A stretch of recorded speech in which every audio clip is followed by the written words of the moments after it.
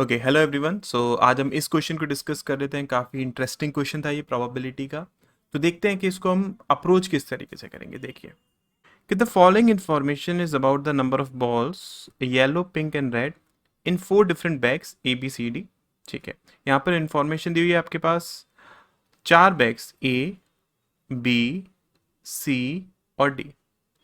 इसमें जो yellow ball है, पिंक बॉल है और रेड बॉल है, ठीक है, उनके बारे में इंफॉर्मेशन दी हुई है। उसने बोला है the average number of balls in all 4 bags is 100। मतलब क्या, वो आपके पास इन चारों बैग्स में जो टोटल नंबर ऑफ बॉल्स होंगी वो 400 होंगी, इजंट इट। उसके बाद the number of the total number of balls in bag B is 44/3 more than the average number of balls in bag B, C and D। ठीक है, उसने बोला कि जो नंबर ऑफ बॉल्स हैं आपके पास बैग B में, वो आपके पास 44/3 ज़्यादा है किससे, जो आपके पास एवरेज नंबर ऑफ बॉल्स हैं B, C और D में। ठीक है, मतलब यहाँ से अगर हम लिखना चाहें, ये 44 है तो इसको हम लिख सकते हैं ना, ये आपके पास कितना हो जाएगा, 3B is equals to 44 plus B plus C plus D। ठीक है, इतनी आपके पास अभी तक इंफॉर्मेशन है। आगे वो हमसे क्या बोलता है कि the probability of selecting a red ball from bag A is इतना। ठीक है, probability of selecting a red ball from bag A divided by total number of balls जो ए में है, लेट अस सपोज ए, ये इक्वल्स टू दिया हुआ है किसके, 11/36 के।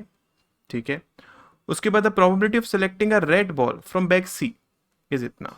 ठीक है, red ball from bag C divided by total number of balls जो सी में है, ये इक्वल्स टू किसके हो जाएगा, 7/29 की। फाइन। उसके बाद the number of yellow balls in bag C is 9 more than the number of then that in bag B. ठीक है, उसने क्या बोला कि आपके पास नंबर ऑफ येलो बॉल्स जो है सी में, मतलब क्या ये, ठीक है, ये 9 ज़्यादा है किससे, जो आपके पास येलो बॉल्स है बी में। अगर ये आपके पास x है तो ये आपके पास x+9 हो जाएगा। ठीक है, उसके अंदर total number of yellow and pink balls from bag A is 75। ठीक है, तो येलो और पिंक बॉल्स, इन दोनों का जो सम उसने दिया हुआ है वो 75 के बराबर दिया हुआ है। ठीक है, and the number of red balls from bag A is 2/9% more than the number of yellow balls from bag B. ठीक है, मतलब क्या, अगर हम बात करें कि ये जो आपके पास नंबर ऑफ बॉल्स हैं, ठीक है, मतलब रेड बॉल्स ए में से, वो इक्वल्स टू किसके, 22/9% को हम लिख सकते हैं 200/9%, और इतना ज़्यादा है इसलिए 11/9। ठीक है, तो रेड बॉल्स जो ए में है वो आपके पास 11/9 है किससे, जो आपके पास येलो बॉल्स है किस में, बी में। ठीक है, इतनी आपके पास इंफॉर्मेशन दी हुई है। सो एक चीज़ को समझिए, अगर मैं यहीं पर अगर थोड़ा सा बात करूँ इसका, ठीक है, ये आपके पास इंफॉर्मेशन दी हुई है। तो देखो रेड बॉल्स जो ए में है डिवाइडेड बाय, यहाँ ए क्या है, टोटल नंबर ऑफ बॉल्स है ए में। ठीक है, तो इसको मैं लिख सकता हूँ ना कि येलो बॉल्स जो है ए में प्लस पिंक बॉल्स जो है ए में प्लस रेड बॉल्स जो है ए में, उसी के तो बराबर हुई है, ए की वैल्यू है ना।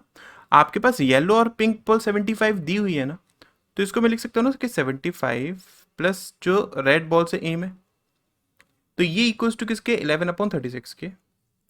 यहाँ से ये आपके पास 36 रेड बॉल्स ए में इज इक्वल्स टू, ये हो जाएगा आपके पास 75, तो मतलब 5 to 8 plus 11 red balls in A, तो ये आपके पास हो गया 25 red balls in A is equals to 825। तो यहाँ से रेड बॉल्स जो ए में आई वो आपके पास इक्वल्स टू हो जाएंगी 33 के। ठीक है, इसका मतलब ये आपके पास 33 अगर आ गया, तो यहाँ से आपके पास ये अगर 33 है, येलो बॉल्स कितनी हो जाएंगी, ये 3 टाइम्स क्या, 27। मतलब येलो बॉल्स बी में आपके पास ये कितनी आ गई, 27 आ गई। अगर ये 27 हो गया तो ये उससे 9 ज़्यादा, मतलब 36 हो जाएगा।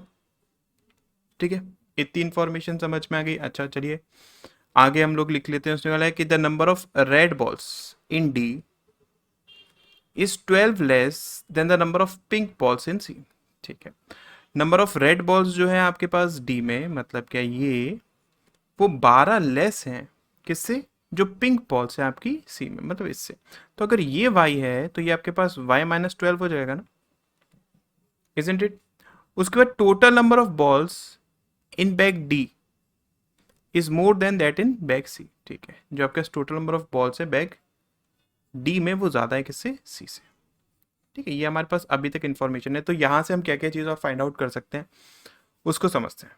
तो देखो, ए में अगर मैं बात करूँ, ए में टोटल नंबर ऑफ बॉल्स आपको पता चल जाएंगी। ये आपके पास 75 है, ये आपके पास 33 है, मतलब मिलाकर आपके पास 108 हो गया, इजंट इट। टोटल आपके पास अगर 400 थी तो बी सी और डी में आपके पास बाकी की रिमेनिंग 108 मतलब 292 बॉल्स होंगी इन तीनों में,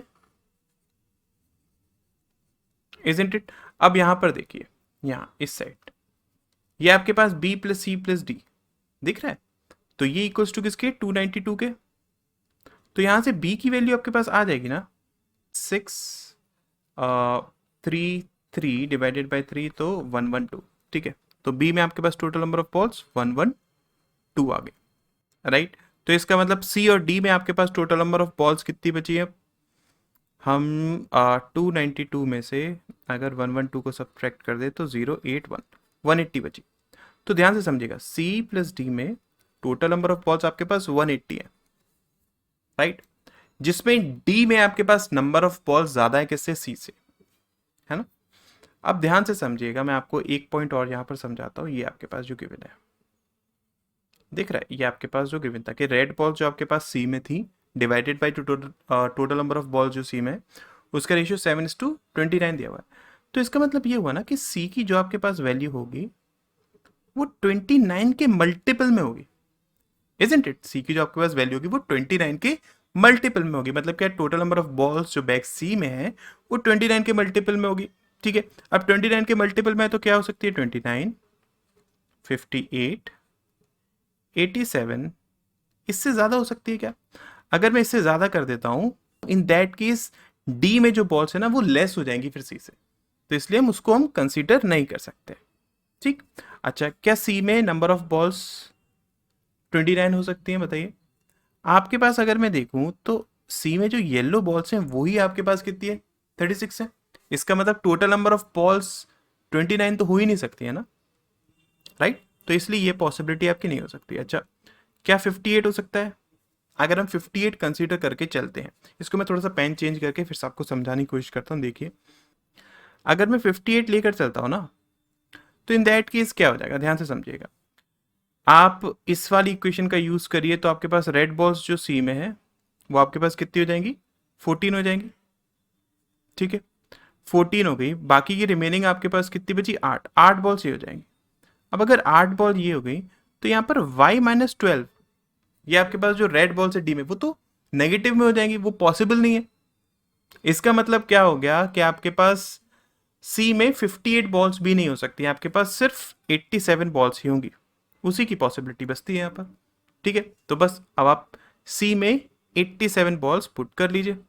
अगर सी में 87 बॉल्स हो गई तो इन दैट केस, इसको रब करता हूँ, देखिए आपके पास रेड बॉल्स जो सी में हो जाएंगी वो कितनी हो जाएगी, इस कंडीशन के अकॉर्डिंग आपके पास हो जाएगा इसका थ्राइस मतलब 21। ठीक है, और ये आपके पास कितना हो जाएगा, बाकी के रिमेनिंग 30। ठीक है, तो फिर ये आपके पास कितना हो जाएगा, 18 हो जाएगा, राइट। इतनी हमारे पास इंफॉर्मेशन है, फाइन।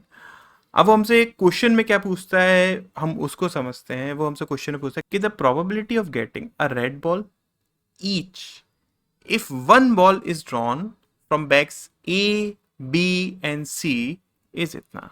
ठीक है, मतलब क्या आपके पास प्रोबेबिलिटी ए बैग से निकालने की क्या हो जाएगी, red ball 33 C1 divided by total number of balls 108 into आपके पास बी में से निकालने की प्रोबेबिलिटी क्या हो जाएगी, वो हो जाएगी, बी में हमें पता नहीं है नंबर ऑफ रेड बॉल्स कितनी है, तो इसको बी ही ले लीजिए, बी में रेड बॉल्स, ठीक है, divided by total number of balls 112 है, इनटू आपके पास सी में अगर हम बात करें तो 21 डिवाइडेड बाय 87, ठीक है। ये इक्वल्स टू किसके 55/2088 के।